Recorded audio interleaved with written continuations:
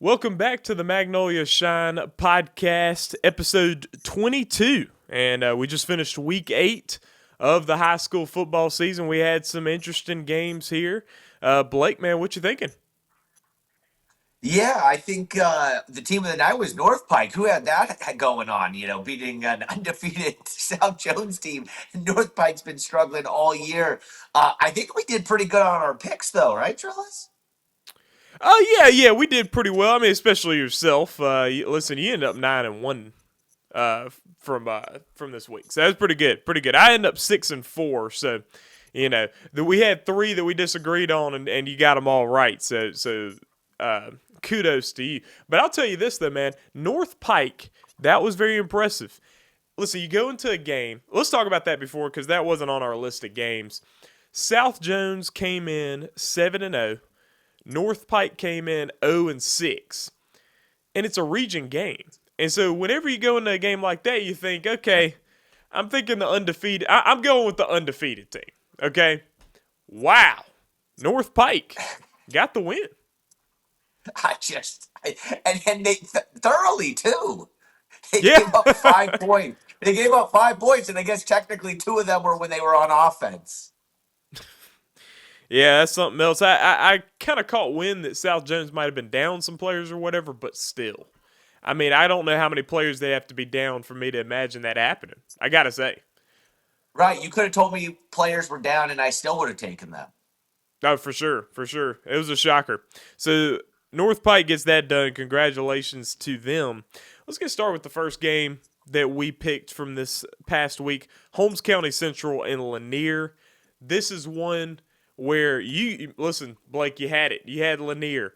And I was thinking, I didn't think Lanier didn't have a shot or whatever, but I was thinking, I don't think Lanier's going to win this game. I think Holmes County is going to win this game. But Lanier takes the win. At halftime, Holmes County Central leads 22-20, and Lanier dominates the second half. 18-0 in the second half. Lanier gets the win and moves to 8-0 on the season, and now they're legitimate. Yeah, I mean, I think they're the favorites to now win the district. I mean, and then, you're a 1 seed and you're hosting some playoff games, probably at Hughes Field, which is great. I like the idea of Hughes Field hosting some playoff games. Don't you, I Trellis? Like know it. having, Oh, yeah. a little Jackson atmosphere and some home playoff games. And 833 is always going to show up. So Holmes, obviously you talk about the first half and playing well. What makes Lanier good is I don't think people realize the type of talent they have. And I could argue next year's team is even going to be better than this year's team. I mean, this team is Oh, wow. loaded with talent and guys that are gonna, like a couple that are going to play Division 1 football. Like this is a real talent. It's not like they're just Xing and Oing you and scheming up stuff, which of course are coached well by Tommy Kelly. But it's also they have the dudes too to match what they're doing in the X's and O's department, and the kids now believe they're going to win every single week, whether they do or they don't. They believe that they are. Yeah, for sure. And so Lanier moving to 8-0. I think next week they play Florence, which that'll be a big game, and we'll talk about that on Oh, Thursday Florence! because Oh wait, Florence, Florence yeah, beat Cleveland Central.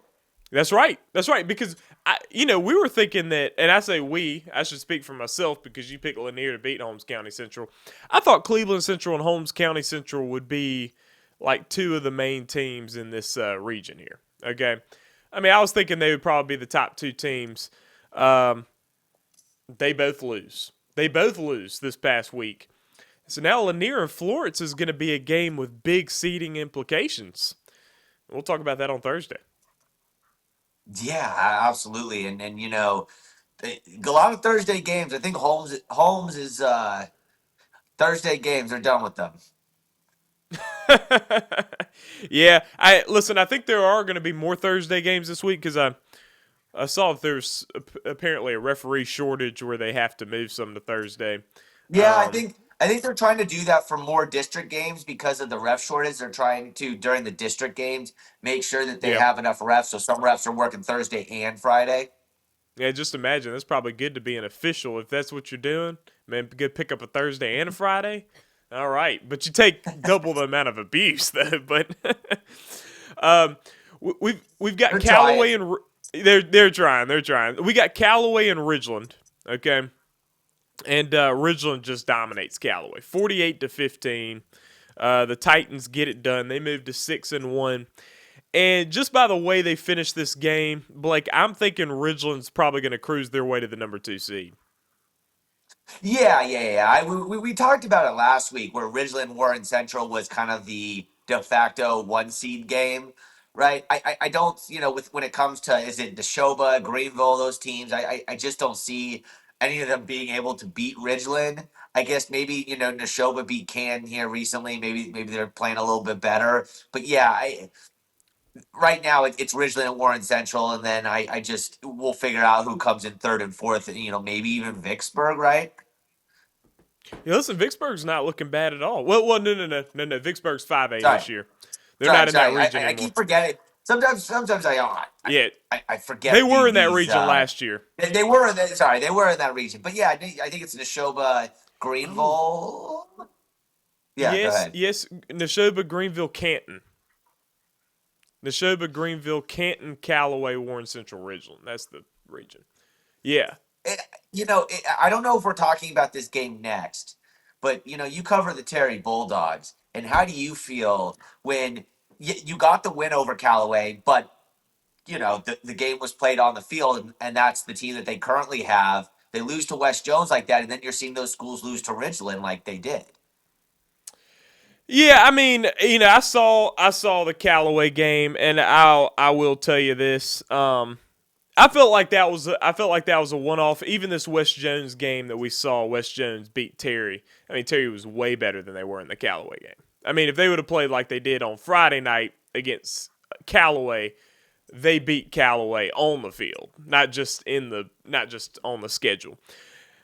However, I got to talk about this Terry and West Jones game because the thing with Terry is that you start the game off, it's scoreless for the first quarter and a half of play. The first quarter, Terry makes 3 drives into the red zone and just doesn't finish. Once they get in the red zone, flags, holdings, get them back, and they're not able to finish the drives. And so, listen, you have an offensive output of 469 yards of offense, and you finish with 19 points. That's tough. You just got to finish. You got a running back that runs for 230 yards and a quarterback that throws for nearly 200 yards and 2 touchdowns. Yeah. You got Yeah, to you you have got to win 19 that game. points.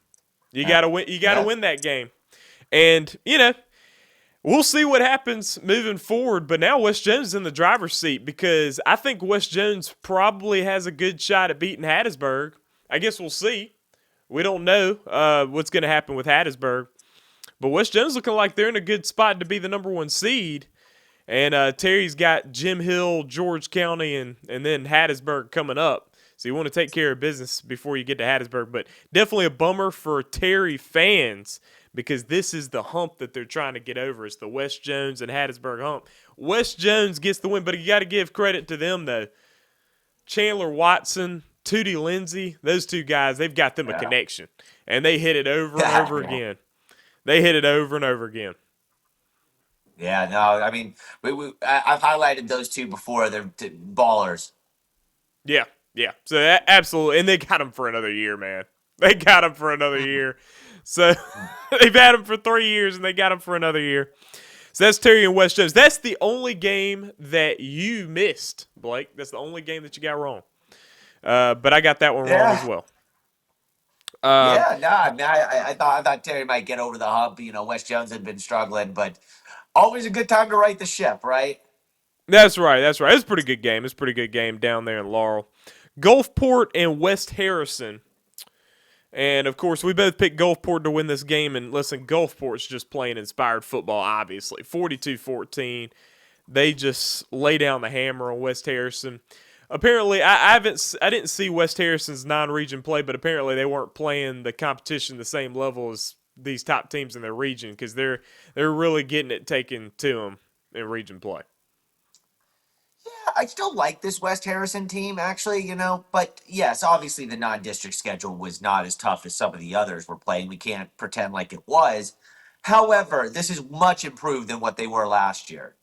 You just look at what they're doing. besides maybe the Gulfport game, but they're way more competitive week in and week out than they have been. So they're definitely better. But yes, there's still more stepping stones if they're going to go play with the Ocean Springs and the Gulfports. Yes, and I mean listen, Gulfport. They started off the season and they played tough competition in non-region, but you just didn't know at what level they were going to be. And wow, they're really coming through right now. Petal and Brandon. This is one you picked Petal. I picked Brandon on this one. And listen, we had a good game. Had a good game at Bulldog Stadium. And Petal edges them out 27-21. Petal moves to 6-2. Brandon falls to 3-4. I listen, I know that you're off the Brandon train completely. For me, I still have a tough time because I know Petal's a good team. This is a very close game. I just still think Brandon's a real dangerous team. I don't think they have any shot at a championship, obviously, but I'm talking about competitiveness in the playoffs, maybe an upset, a tough out in the playoffs for sure. I think that Brandon would be because we still have a close game here. I guess. I mean, we talked about it last week. We agreed that they were dangerous last week, but at some point they're going to actually have to win some games to be dangerous, right? Like you Yeah, can't just keep losing games because how dangerous are you if you never even clip anybody, right? Because their win against Northwest Rankin, and I guess they beat Madison early in the year. Madison's a solid win. Northwest Rankin, yeah, okay, but it seems like every time they have to step up to tier one class, they can't get that win. Now they win one tier one class game, then they become really dangerous in the playoffs because then that means that they can beat a tier one team, but they just haven't done it yet. So I haven't seen it. It's hard to call someone dangerous when you haven't seen it. yeah. I guess the best team they've beaten was Clinton probably. They did beat Clinton as well. But Clinton. The thing about Clinton is that Clinton kind of surprised us. They're better than we thought they'd Yeah, be but we entering don't the we don't year. consider we But don't Clinton's consider not. Clinton a Yeah, tier one team. Yeah, they're not a tier yeah, one team. yeah. And You know, we're you know we'll yeah. yeah we're gonna go ahead and hop into talking about Clinton a little bit. Clinton Starkville. Starkville handles them 28-7. Lower scoring game than I anticipated because Starkville's a very high powered offense. But I mean, 28 points says you still filled the score sheet. You 28-7 win for Starkville over Clinton there. I didn't know if you were able to see anything from that game, Blake, but it seemed like Starkville was able to hold Clinton pretty nicely. It's good signs for Starkville, right? That the defense Yeah, actually stepped up in a game, and Clinton has been putting up some points this year. It's not like Clinton, yeah, is yeah. top liberal. Right. So that's good for Starkville. Obviously, this was an emotional game. You had John Carr going from Clinton to Starkville, and this being the first game, and for the emotions and that. And but at the end of the day, this is the week when I watch Starkville, I go, okay, this is the team I always believe in. And like I said, I haven't hopped off the train here. People always joke with me. I pick them every single week, and I go, well, technically, I'm 5 of 7, so it can't be that bad. Picking them Yeah, every yeah. week. Um, Starkville has all the tools to be really dynamic. See, they're the version of the dangerous that you think Brandon is, right? Where I'm not even so sure Starkville is the best team in their district, but man, I wouldn't want to play him in the playoffs. Yeah, well, I think Starkville's better than Brandon. I would definitely be with you on that, but it's just, I don't know. I just don't think Brandon has been whole. Now, I don't know. Were they whole this past week? Did they have all their guys, all their Yeah, I weapons? believe so. I Okay. thought so. I mean, But correct us if we're wrong. yeah. Definitely in the comments, correct us if we're wrong, of course. But 27-21. I mean, Petal's a hot team. They're a hot team. We'll have to listen. I'm interested in seeing what Brandon does this upcoming week against Oak Grove. I think that'll be a telltale sign. I think if you lose to Oak Grove, I'm closing the book. I'm closing the book because Oak Grove is kind of like, they're kind of They're kind of at the they're doing same some good level. things, but I mean, yeah, for sure, for sure. But if they lose to them, then at that point, it's just there's so many teams that are better than them in 7A at that point, and so that would be that. But Yeah, we got Brooke. and their first round. By the way, and their first round matchup, if they lose that game, if they're the 3 seed, is at Ocean Springs. That's their first round. Yeah, that'd be tough. That'd be tough. I wouldn't pick them in that Right, so matchup. they would have to Yeah, so they would have to then they would have to then win at Gulf or at Ocean Springs. They would then have to probably win at Oak Grove and then would have to beat either Petal or Ocean Springs the third round. Yeah. Sorry, Yeah, Gulfport yeah, or yeah. Petal. Yeah, right. Yeah, right. You start talking about can they win those three straight? No. Yeah. Yeah, so then we're looking down. Brookhaven and Sumrall is a game that we picked. We both picked Brookhaven to win this game, and they did. 21-9. Low scoring game. Low scoring game. Of course, we've seen Sumrall hold the teams they've played to low scores. When they played South Jones, it was 6-0. Of course, South Jones just lost to North Pike this week, but it was a 6-0 game there.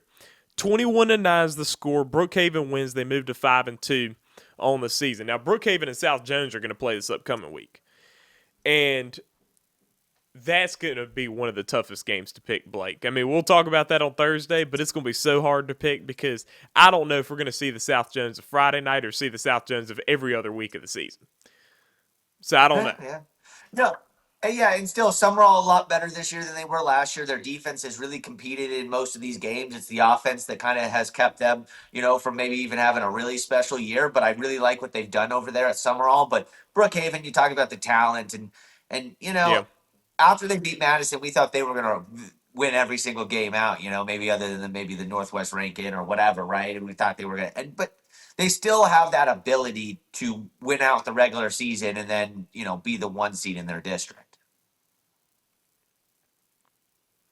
Park Lane Academy and MRA. Park Lane was the final private school 11-man undefeated team, but they head out to Madison Ridgeland Academy, man. 6-1 on the season and just hot. Possibly, I mean, arguably could be considered the number one team in Mississippi. It would either be them or West Point. MRA wins 49-24. They just smoke them. I mean, come on. They just smoke them. The Patriots get Park Lane's a good football team. And Park Lane's a good football team. I know it. Right? I mean, if we're talking about style points, who has the best style points this year? It might be them, MRA. I mean, just you talk about the way they've won some of these games against Jackson Academy and Park Lane. Like, it's not like, oh, it was in doubt and a great finish. It's like, no, they win these games pretty handily right now. Yeah, I think they're the runaway favorite right now. Now, I know that the Jackson Academy game that they played was a pretty competitive one. So I know that the Raiders have a team. They have a team to compete with MRA for sure. Man, but listen, I would have the Patriots moving forward because, man, I mean, and they put up points consistently, just like clockwork. Just like clockwork. They have the best offense in the state. Yeah, I mean, I don't think there would be much of an argument with the numbers that they put up. And it doesn't matter who they play either. They're just putting up those numbers. We got Oxford really we got Oxford and Germantown. This game was up in Oxford. This was probably the game of the week. This is a classic. Went to OT,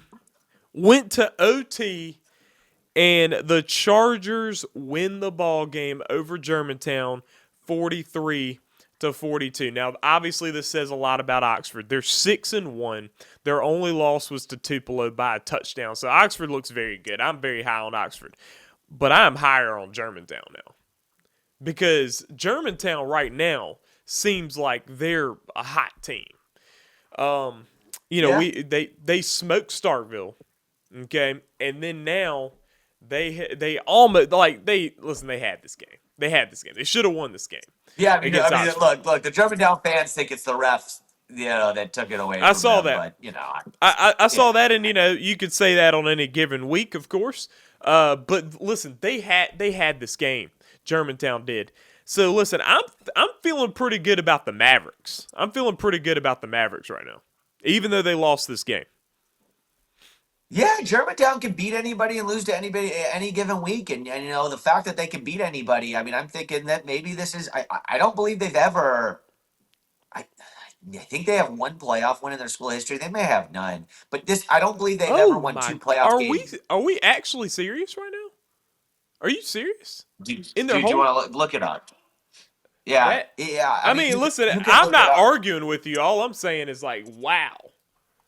Well, Okay, well let again, me they look. haven't been a school. They haven't been a school for that long. I mean, it's not That's like that is what were true. they been open like 16 years or whatever it is.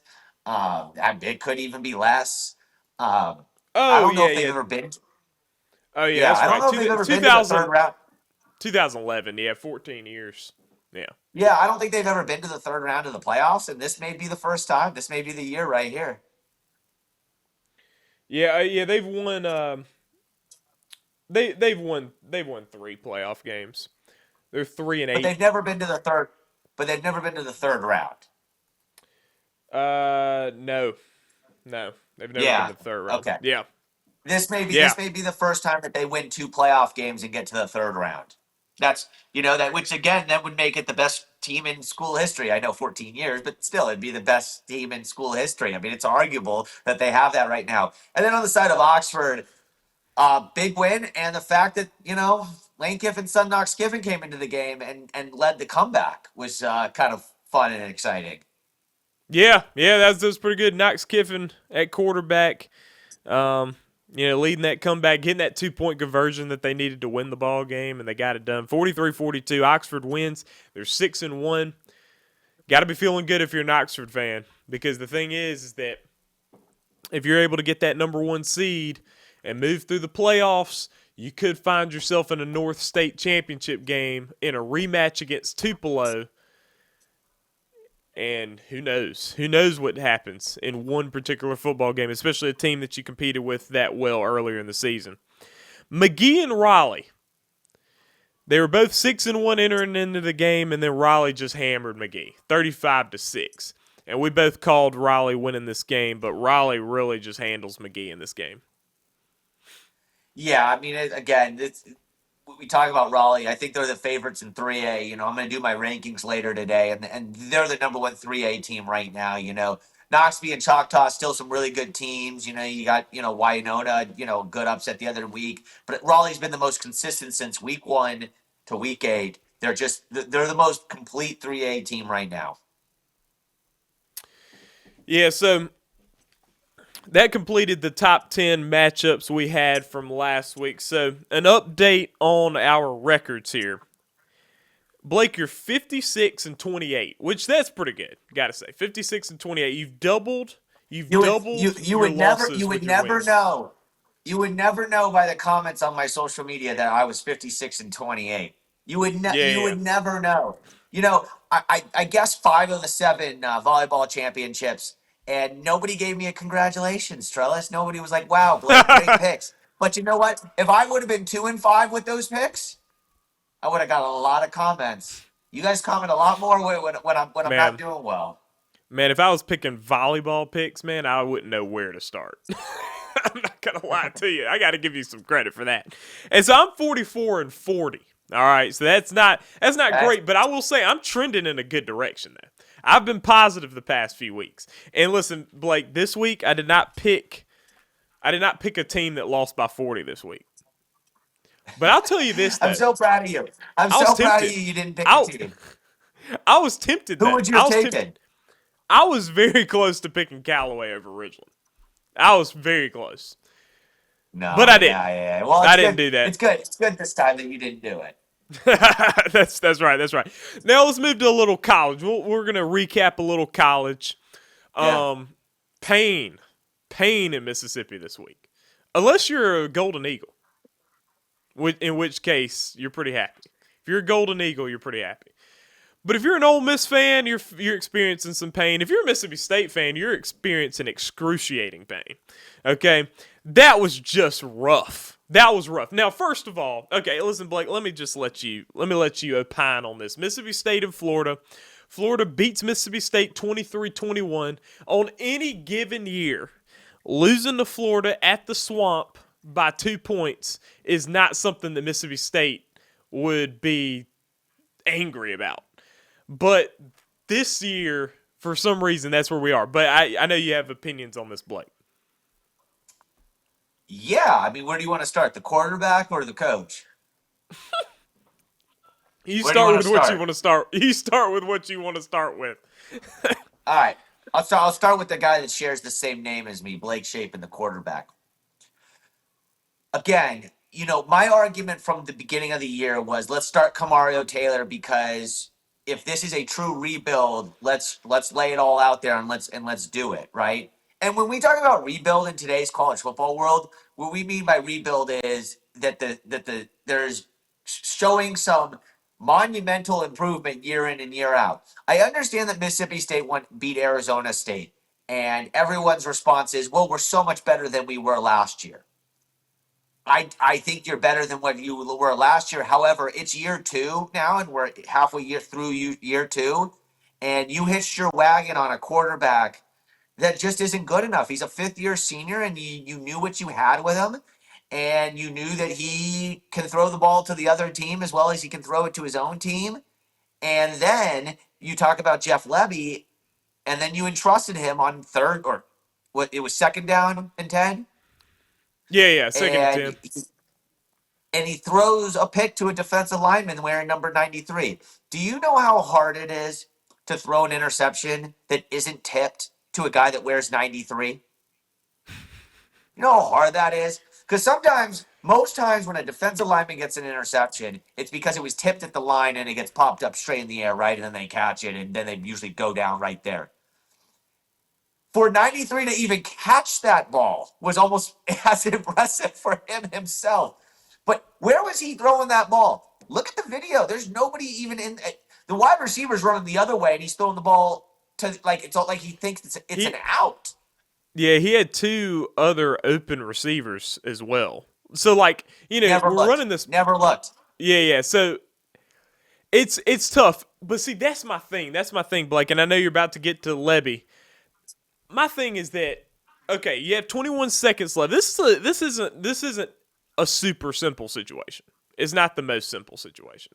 Okay, because you got 21 seconds left. You're at second down. If you kick a field goal, it's going to be a 40-something yard field goal at that point in time. You're in field goal range, but you're not this isn't just an easy chip shot. And you don't have any timeout, so running the ball, you might not even make it off the field in time to even get a field goal. They would have spiked. They would have spiked it. Well, they could have, but I've seen that fail so many times. But Trellis, I would be uncomfortable with that. So what's the difference between a completed pass and a run there? Well, if you can complete a pass out if you can complete a pass out towards the sideline, you can get out of bounds. And then if it's an incomplete pass, the guy he threw it to was running an in. I don't agree with the decision to throw the pass to the defensive lineman, man. I really don't. I don't agree with that. But I'm saying where that wide receiver was is he was running an in route. Yeah. He would have caught that ball. He would have come up, 2 yards short of the first down. And the time would have been running, and you would have been in the same situation had you ran the ball. Nah, well, I didn't think it was a good idea. I didn't understand the throw at all. But a pass play on that down is not something that I'm like, oh, why would you pass it? I'm saying, why would you pass it there to the defensive lineman? That's more of my thing. The worst thing you could possibly do is what we did. But just a straight drop back pass was crazy. At least come into a run formation and maybe run a play action, bootleg to the right so that Blake Shapen has the opportunity to throw that pass and or throw it away, right? Because if you run the bootleg, Blake Shapen then has an ability to, okay, nobody's open, boom, out of bounds, no harm, no foul, right? Yeah. But they don't. They run a traditional drop back here, and it's like, huh? Like just a straight, okay. And then Jeff Lebby, they have not won a conference game in 2 years now, Charles. Tomorrow is the 2-year anniversary of when they beat Arkansas 7-3 under Zach Arnett. They have not won since then. Mm-hmm. And I know it. I know it too well. How in today's college football world can you go 0-11 in conference and convince me that the guy shouldn't be fired? Because what I would want every Mississippi State fan that's listening to do in their head, right? Close your eyes right now and imagine what it's going to look like when Jeff Lebby is 9-3. Is that possible in your mind? Is that possible? I mean, it's very, it's not going to come. Okay, Yeah. then move We're on. not beating Georgia. Mississippi That's one State, by thing. the way, Yeah. Mississippi State should think about if Mississippi State could get James Franklin, that's who they should go get. I mean, he would have them going. I mean, some people dislike James Franklin. I actually like James Franklin. I think he'd be Yeah. just fine at Mississippi State. I think he'd be really good. And you talk about the 0-11, and are they going to beat Arkansas? Are you sure? Like people are acting like Arkansas is their win. And I'm like, I No. don't know. Arkansas is not bad. I mean, Texas A&M barely escaped. So yeah, no, I'm not saying Arkansas is an automatic win at all, but I don't think Mississippi State's going to come up winless, man. I don't. I really don't, because things would have stuff like that. What we saw against Florida, that was a game where it's like it's in the bag, and then we just fumble the bag. We'd have to do that. I think we'd have to do that like 2 or 3 more times in order to go winless in conference. Like, to be in the position, because Florida just hammered Texas just a couple of weeks ago at Florida, and we're sitting there about to beat them, and then we just mess it up. And so obviously Florida had to fire their coach after a win. yeah, now that's embarrassing. I gotta say, to lose to a team and then they fire their coach after they beat you, how low does it That's get? what I'm That's saying. just that's tough. That's That's what I'm tough. saying. But It's crazy. yeah, but I don't know, man. I just like last year. I watched the team last year, and man, we had no hope of winning any of those conference games. Like, the Egg Bowl was the game that we had the most hope in, and we still got beat by 2 scores. Like, last year, there was just nothing there. There was nothing there. It's a totally different ball game now. Like, I look forward to watching Mississippi State week in and week out. I stopped watching the games in the middle of the year last year, man. Like, it's a different story. Okay. It's a different Yeah, I story. don't think so. I don't think it's that much different. I think they're a more talented football team this year, but uh, again, you try to convince me that Jeff Lepke's this guy, and you look at Charles Huff and what he's did with Southern Miss, taking them from 1-11 and flipping them to 5-2 right now. You can do that stuff overnight. How about Coach Sig at Indiana? He went to Indiana and flipped him into a college football team the very next year.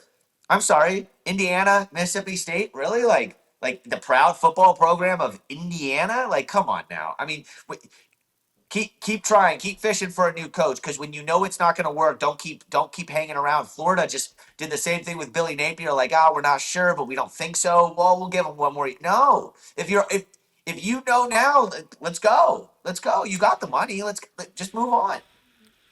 Yeah, I don't know, man, because like I saw with Mississippi State when they had Dan Mullen, it took longer than that.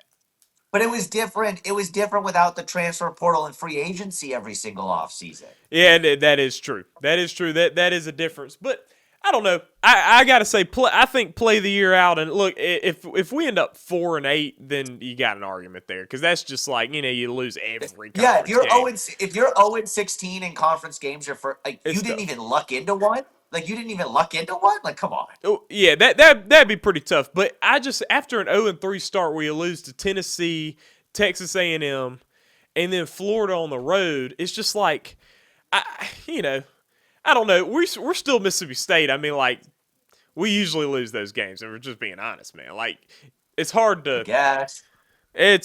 I'm just saying. I don't know. But yeah.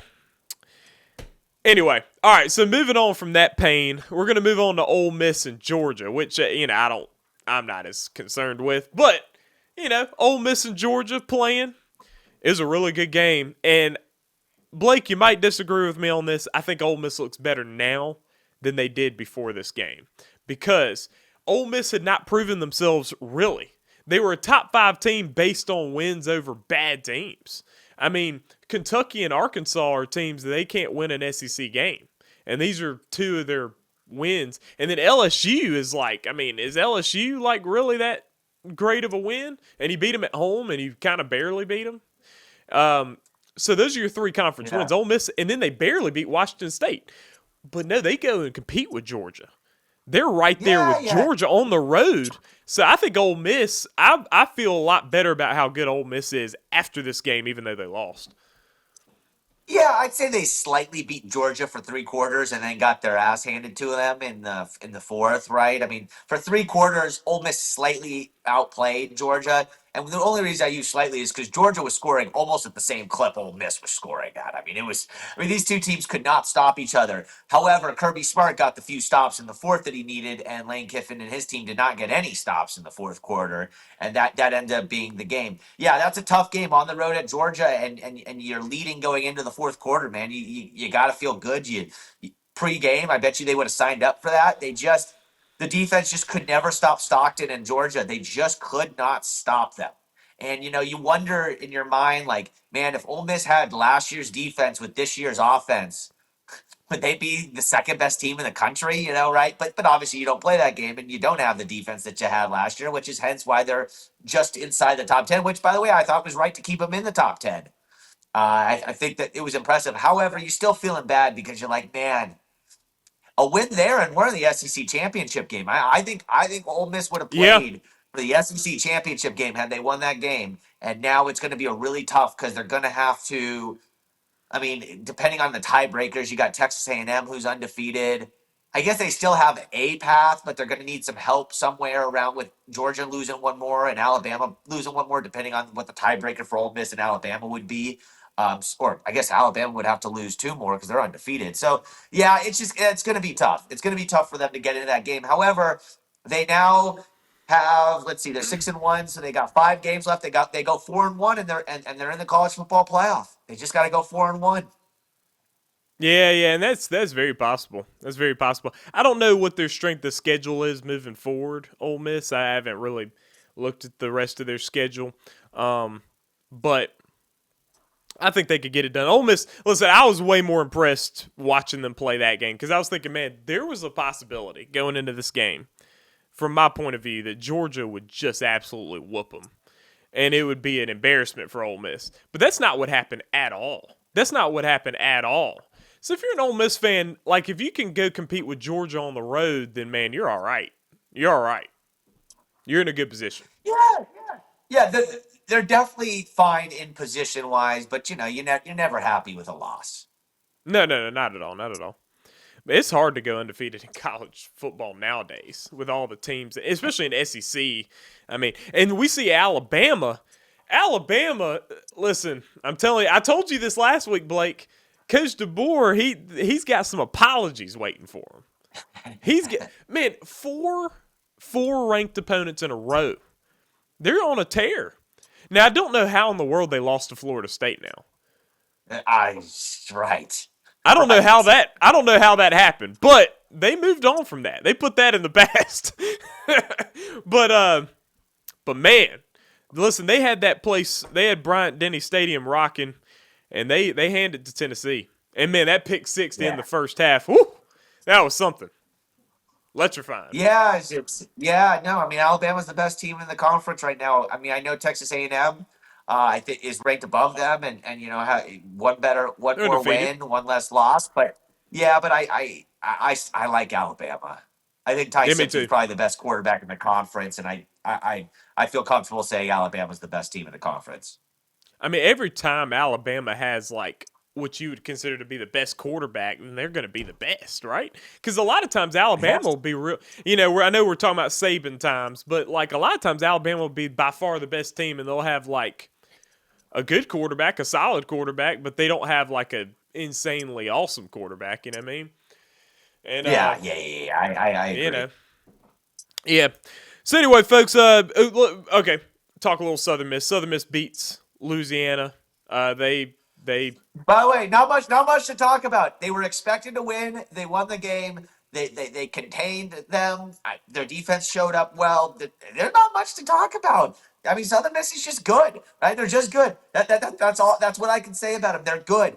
I want to know if they're great. They might be great, but I know that for a fact that they're good. Yeah, for sure. I mean, listen, and I've always my personal opinion. I've got a soft spot for Southern Miss, and it's always a good time when they're good. It's always a good time when they're good. So it's all awesome to see the Golden Eagles do well. But folks, we're gonna wrap it up. That's the Magnolia Shine Podcast Monday edition. the one and only Blake Levine alongside myself. I do want you to hit that subscribe button. You need to go ahead and do that right now. Turn those notifications on. Follow our Facebook page. We give you a lot of updates on stuff, especially high school sports, but we also talk college sports as well. But definitely follow the Magnolia Shine Facebook page as well. Folks, we'll see you next time. We out.